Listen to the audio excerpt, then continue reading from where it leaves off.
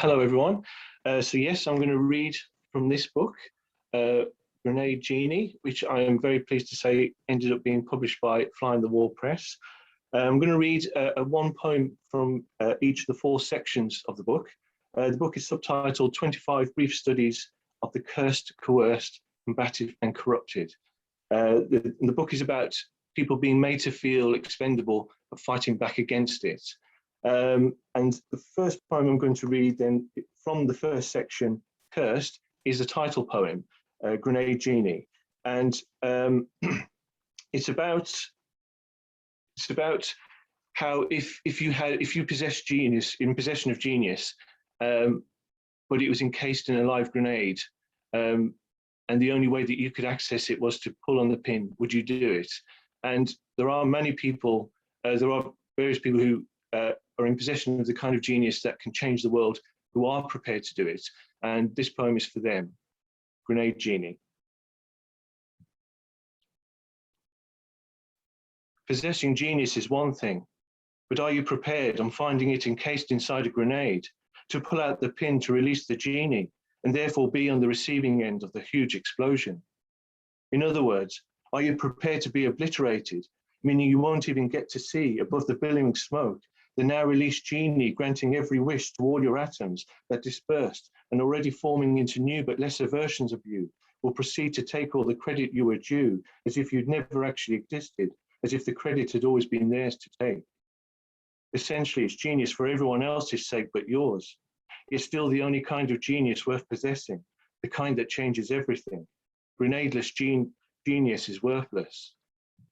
It's just that if it turns out you're the one who pulls the pin, there's no guarantee you'll even be remembered, for only one thing is certain. The Grenade Genie, arbiter of atoms, doesn't care. He knows that genius is a combustible commodity. Once released, he's simply there to give out all the credit indiscriminately. Anyway, the undeserving horde that ends up in receipt of it will soon enough be wiped out too, when everyone least expects it, in the unlikeliest place, and it's almost always the unlikeliest person who'll let things off. So who knows, maybe it will be you, out of luck and living in abject poverty, with nothing to lose, your possession of genius amounting to nothing more than the pulled pin held between your teeth and the self-belief that got you there, except that there, as it turns out, is right in the middle of nowhere. But that's fate, and though the explosion will mean your life ending without you being in any way rewarded, the main thing is that history will be made, and incredibly. Vast armies of advancing traditionalists who seem to everyone unstoppable, all taken out with just one genius-filled grenade.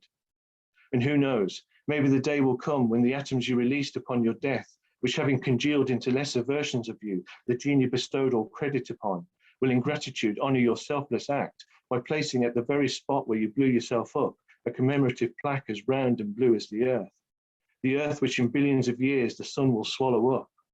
And that's the thing, why none of it really matters. Even the round blue earth, along with your round blue plaque, must one day shatter into atoms too. Let's face it, everyone and everything and everyone is nothing more than atoms.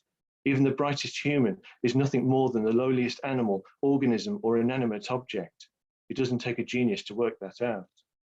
And though nothing matters when we're all just matter, it still remains that people who think they're more than what they're made of are there to be brought down.